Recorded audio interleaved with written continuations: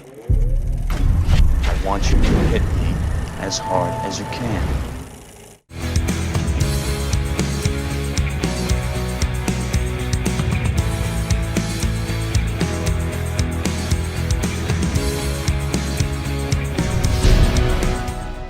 Hey everybody, it's Chris Bumbray for JoBlo.com here again with a video edition of the best movie you never saw, and this week we're going to talk about a movie I remember catching on cable back in the day, Stone Cold, a 1991 actioner starring former football player Brian The Boz Bosworth. Now, first a primer. The Boz was a famous college football player back in the day, known for his wild antics on the field, something which carried over into his short-lived NFL career. He played for the Seattle Seahawks for 2 years before wrecking his knee, ending his NFL career. Now, his outspoken personality and rock star style made him a bit of an icon, so even if his NFL career was considered something of a bust given all the hype surrounding him, Hollywood still came a-knockin'. Back in this era, action flicks were king.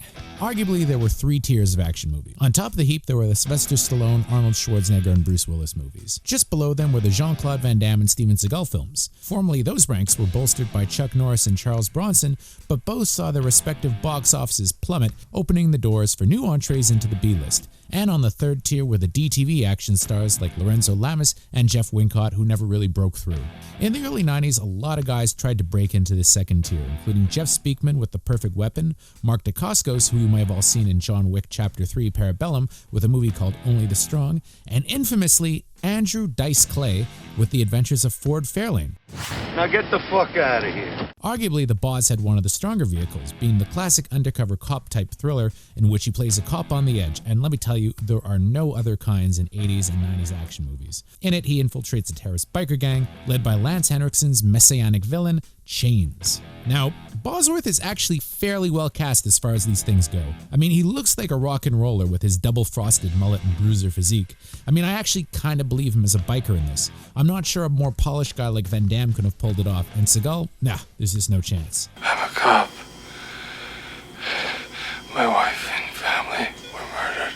Dolph Lundgren maybe, but the Boz nails it. He looks like he parties hard, and it meshes well with this world, only bested by maybe Charlie Sheen in a similar underrated flick called Beyond the Law that hit cable around that time. Now, I'm not going to pretend this is anything other than a by-the-numbers goofy action flick. In fact, with a less talented cast and crew, this might have been really bad, and sure enough, co-stars William Forsythe and Lance Henriksen have both gone on record talking about what a mess the original script was. To quote Forsythe, "Oh yeah, worst script ever written. We had no script. Madness. I actually just saw Lance Henriksen recently and we laughed because basically I don't think there was one line from the script that was actually said in the movie. We made up our parts, which is why I think it has this cult life." Lance and I were shocked to this day because we were making the film, we really didn't have anything in it other than what we were doing. It's shocking, and when I go to conventions, how many people come up to me and talk to me about this film. So it's something of a cult movie. Now, the original director was apparently sacked in favor of Craig R. Baxley, who previously directed I Come in Peace with Dolph Lundgren and gave Henriksen and Forsythe some much-needed leeway. To quote Henriksen, "So I knew a no director was coming in, and I met him in the lobby right off the plane, and I said, 'Hi, I'm Lance and blah blah blah.' And I said, 'We're really in trouble, man.' And at the risk of being fired, I said to him, 'You can't do what this guy wrote,' because what he had written, every line that I had was biblical. I mean, right out of the Bible. And I said, 'Wait a minute.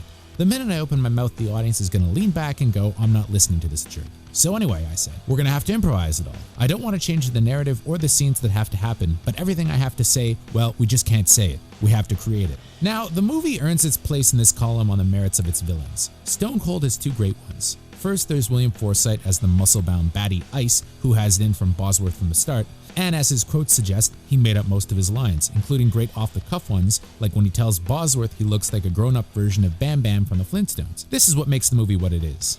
Even better is Lance Henriksen, who takes what could have been a rote bad guy role and turns him into a cultish, charismatic leader. He mercilessly chews the scenery and, like Forsythe, plays fast and loose with his dialogue. His head is all fucked up. These two are impeccable playing off each other, and part of me wishes Forsythe had been the hero against Henriksen the baddie. You wanna know what my fears are, brother? My fear is that this boy Stone's got you wrapped around his little finger. That's my fear. We got a lot at stake. I'm afraid I'm gonna wake up tomorrow. He's gonna be in on everything, And I'll chop his arms and legs off, and I'll weld him into a steel tank and drop him in the bayou. So fuck you, man. The whip's mine. Would have been nifty, although the Boz does just fine. Now, to give you an idea of Bosworth's persona, here's a cliche but fun moment from the film, which serves as the introduction to his character.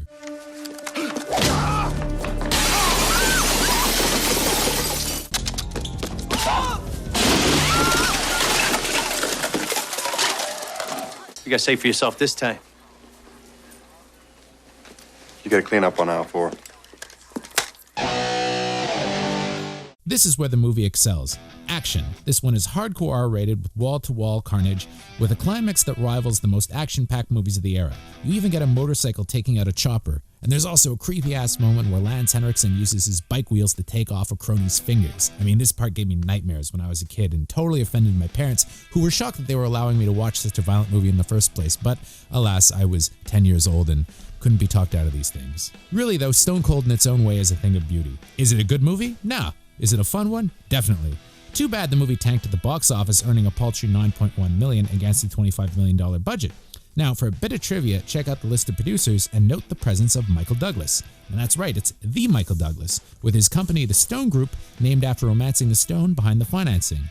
They had more success the same year with the same studio, Sony, when they put out Jean-Claude Van Damme's Double Impact. So suffice to say, you really have to watch Stone Cold with your tongue firmly in its cheek. It's a film of its era, but in that regard, it's a heck of a lot of fun, especially if late 80s, early 90s R-rated action is your cup of tea. For JoBlo.com, I'm Chris Bumber.